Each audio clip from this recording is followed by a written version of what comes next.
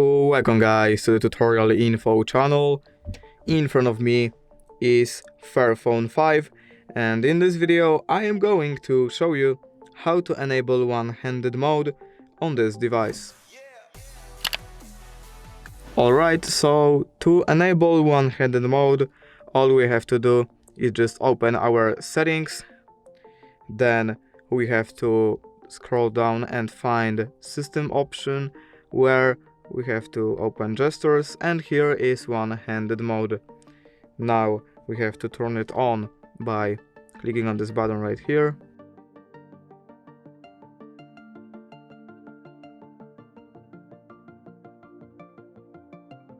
And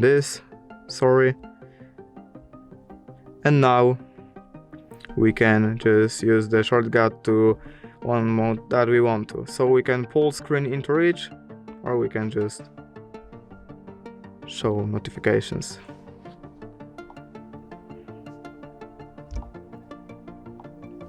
And basically that's it. If you did enjoy this video, leave a like and subscribe. Thank you guys for watching.